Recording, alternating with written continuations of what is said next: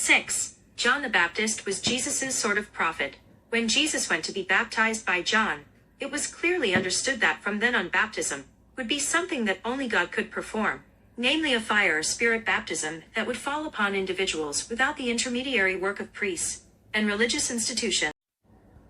Matthew chapter 3 verse 16. And Jesus, having been given baptism, straightway went up from the water, and the heavens opening, he saw the Spirit of God coming down on him as a dove, and a voice came out of heaven saying, This is my dearly loved Son, with whom I am well pleased.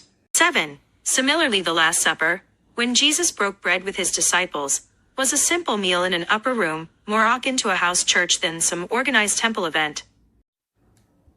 Matthew chapter 26 verse 17 to 29. Now on the first day of unleavened bread the disciples came to Jesus saying, Where are we to make ready for you to take the Passover meal? And he said to them, Go into the town to such a man, and say to him, The Master says, My time is near, I will keep the Passover at your house with my disciples.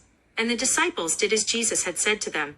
And they made ready the Passover. Now when evening was come, he was seated at table with the 12 disciples. And while they were taking food, he said, Truly I say to you that one of you will be false to me. And they were very sad, and said to him, One by one, is it I, Lord? And he made answer, and said, He who puts his hand into the plate with me, the same will be false to me. The Son of Man goes, even as the writings say of him. But a curse is on that man through whom the Son of Man is given up. It would have been well for that man, if he had never come into the world. And Judas, who was false to him, made answer, and said, Is it I, Master? He says to him, Yes. And when they were taking food, Jesus took bread, and after blessing it, he gave the broken bread to the disciples, and said, Take it. This is my body. Take of it, all of you. For this is my blood of the testament, which is given for men for the forgiveness of sins. But I say to you that from now I will not take of this fruit of the vine, till that day when I take it new with you in my Father's kingdom. 8. Jesus came to fully vindicate his good news and to fully eradicate both idolatry and the hypocrisy of organized religion. Did I forget to say?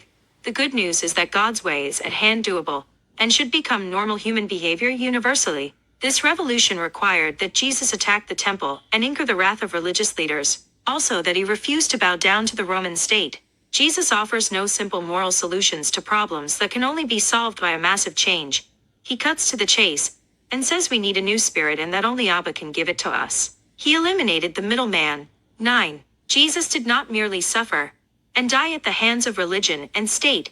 He did so willingly, and with full confidence that his abolition of the religion of the past would be victorious. This confidence took the form of belief that he would end up back with Abba, and that those who believed would receive the crucial gift of the Holy Spirit. This was the baptism of fire John referred to. 10. A great cloud of witnesses to the truth of Jesus saw him risen, experienced the inrushing power of the Spirit, and gathered in small caring groups to marvel at the wonder they had seen and touched.